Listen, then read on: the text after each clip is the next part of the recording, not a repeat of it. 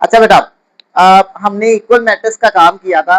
Equal matrix में हमने क्या बताया था कि अगर आपके पास दो मैट्रिक्स है इस तरह से 1 2 3 4 और इधर भी 1 2 3 4 है, पहले वाला एलिमेंट पहले वाले एलिमेंट के इक्वल होगा, दूसरे वाला दूसरे के, तीसरे वाला तीसरे के और चौथे वाला, इनको हम क्या नाम देते थे? करस्पोंडेंस का, कि करस्पोंडेंस करस्पॉन्डिंग जो हमारे पास एलिमेंट्स हैं वो आपस में इक्वल होंगे।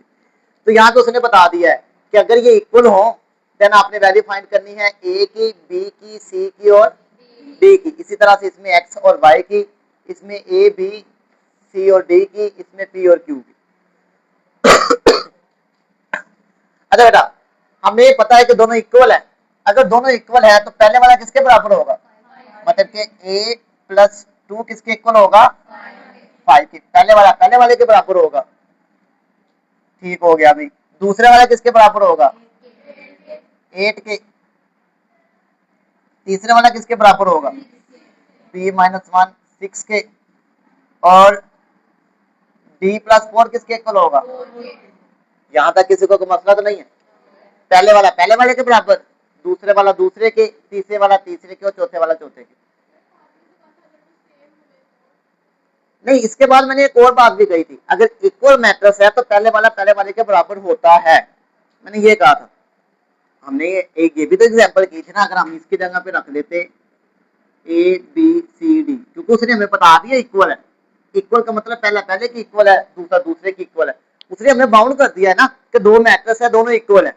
अगर उसने बता दिया है कि ये इक्वल है तो हम पहली एंट्री को पहली एंट्री के बराबर रख लेंगे और उसको वहां से हम इसको ये जो वैल्यूज है वो कैलकुलेट कर लेंगे। मतलब यहाँ से ए क्या आ जाएगा? ए आपके पास आएगा 5, ये उधर जाके ए क्या आ जाएगा? 3, ये की वैल्यू आ गई। ये क्या बनेगा? 8 प्लस 3, सी क्या आ जाएगा? 11। यहाँ से बी क्या आएगा? 6, ये उधर जाके प्लस का 1, तो बी आपके पास 7। डी क्या आएगा? 4 माइनस 4, मतलब कि डी। यहाँ तक क्लियर है? क्लियर है, क्वेश्चन भी क्लियर है। आपने सिर्फ इनकी वैल्यूज फाइंड करनी है और कुछ भी नहीं करना। सेम यहाँ पे वो क्या कह रहा है? दोनों इक्वल हैं, तो आपने वैल्यू किस किस की फाइंड करनी है? एक्स और वाई की। अब देखिए एक्स वाला कौन सा है? पहले वाला, तो ये 2x प्लस 1 किसके इक्वल होगा? 9 के। और ये 4 4 के इक्वल है। अब 4 को 4 के इक्वल रखने की जरूरत ही नहीं है। क्यों बोला? क्योंकि हमें हमारा जो टारगेट है उस इसमें सिर्फ और सिर्फ एक्स और वाई की वैल्यूज है। जैसे यहाँ पर ए की, बी की, सी की और डी की वैल्यूज फाइंड करनी थी ना, यहाँ पर हमने सिर्फ एक्स और वाई की वैल्यू फाइंड करनी है और सिर्फ एक्स वाई वाला देख रहे हैं। इधर देखिए, इधर एक्स वाला था पहला, इधर पहला हो गया। अब वाई इधर नहीं है, इधर है। ये वाई किसके इक्वल होगा? मतलब कि इस तरफ वाई है, इस तरफ क्या आएगा? वाई। सही हो गया। अब इसको सोल्व कर ले। ये आपके पास 2x आ जाएगा 9 minus 1, 2x is equal to 8, x is equal to 8 over 2, x क्या आ जाएगा? 4। ये एक आंसर आ गया। ये तो खैर वैसे ही y इज इक्वल टू 5 ही है, सॉल्व करने की जरूरत नहीं पड़ी। सही है ना? इसमें क्या करेंगे? पहले वाले के बराबर, दूसरे वाला सेम उसी तरह से। इसमें टारगेट हमारा कौन सा वाला? ए बी सी और डी, ये आपने फाइंड आउट करना है। तो आपके पास आ जाएगा ए प्लस बी किसके इक्वल आएगा? 10 के। इसी तरह से 2d माइनस 1 किसके इक्वल आएगा? 5 के। और आपके पास 3b प्लस 2 किसके इक्वल आएगा? 11 के। और लास्ट वाला आपके पास 4 इज इक्वल टू सी। अच्छा, यहां से हमें एक चीज तो क्लियर होगी, सी की वैल्यू। सी हमारा क्या है? 4 है। ये क्लियर हो गया। सही है ना? अब हमने क्या करना है, यहां से किसकी वैल्यू इजीली निकाली जा सकती है? इसकी, इसकी या इसकी? जिसमें सिंगल वेरिएबल होगा ना, आपने पहले उसको सोल्व करना है। जैसे इसमें सिंगल वेरिएबल था, इसको सोल्व कर लिया। ये भी सिंगल वेरिएबल था, इसकी वैल्यू निकाली जा सकती है। ये सिंगल वेरिएबल है, इसकी वैल्यू निकाली जा सकती है। तो इसकी जब वैल्यू निकालेंगे क्या बनेगा? ये 3b is equal to 11 minus का 2, तो 3b क्या आ जाएगा? 9, b क्या आ जाएगा? 9 ओवर 3, b आपके पास 3। दो वैल्यूज आ गई। ये क्या बनेगा 2d is equal to 5 plus 1, 2d is equal to 6, d is equal to 6/2, d आपके पास 3। यहां पे क्या करेंगे, b की वैल्यू हमारे पास है तो b की वैल्यू पुट कर देंगे। तो पहले क्या करेंगे, पुट करेंगे क्या वाला b इज इक्वल टू 3, ये हमारी वैल्यू इसमें पुट कर देंगे। ये आ जाएगा a b की जगह पर 3 इज इक्वल टू 10, a आपके पास आ जाएगा 10 माइनस 3, a आपके पास आ गया 7। तो ये आपके पास तीनों वैल्यूज। आप इसको मैंने इस तरह से कंपैरिजन में रखा है, आप पहले ये वाली वैल्यू फाइंड कर लें, फिर नीचे ये कर लें, इस तरह से कर लीजिएगा जैसे आपको इजी लगे, जरूरी नहीं है आपने ये पैटर्न फॉलो करना है।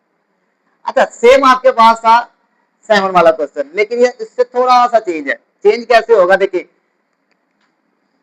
p प्लस क्यू किसके इक्वल होगा, किसके 6 के, और इसी तरह से p माइनस 2q किसके इक्वल होगा 0 के। आपके पास दो इक्वेशन हैं, दोनों में दो वेरिएबल्स हैं, सिंगल वेरिएबल तो नहीं है ना, जैसे यहाँ पे सिंगल वेरिएबल था हमने उसकी वैल्यू निकाली, हाँ यहाँ पे डबल था लेकिन पहले सिंगल वाले भी थे, हमने वहां से वैल्यू निकाली, इसमें पुट की वैल्यू निकल आई। लेकिन यहाँ पे दो इक्वेशन है और दो ही वेरिएबल्स हैं, तो क्या करेंगे, एक से वैल्यू निकाल के दूसरे में पुट कर देंगे। वही काम जो हमने फर्स्ट चैप्टर में किया हुआ है, वही काम जो हमने सेकंड चैप्टर के कुछ क्वेश्चन में किया हुआ है। तो आपने क्या करना है, किसी एक से वैल्यू निकाल लेनी है। किधर से निकालें, इधर से निकालें, चलें। ये p आपके पास आ गया 6 माइनस क्यू, इसको मैं नाम दे रहा हूँ इक्वेशन 1 का, इसको नाम दे रहा हूँ इक्वेशन। तो जो वैल्यू निकाली है उसको दूसरी इक्वेशन में पुट कर देते हैं। पुट करते हैं इक्वेशन 1 को इन इक्वेशन 2। इक्वेशन 2 आपके पास है 2q इज इक्वल टू 0। यहां पे आना था p की जगह पर ये सारी value 6 minus q minus 2q is equal to 0। तो ये बन जाएगा 6 माइनस क्यू और माइनस 2q माइनस का 3q इज इक्वल टू 0। तो ये 6 आपके पास आ जाएगा 3q, ये दूसरी तरफ जाके प्लस हो जाएगा। तो यहाँ से 6 ये इधर आके डिवाइड हो गया, मतलब कि आपके पास q क्या आ जाएगा 2। ये क्लियर हो गया बेटा। अब क्या करना है, इसकी वैल्यू आपने पुट कर देनी है,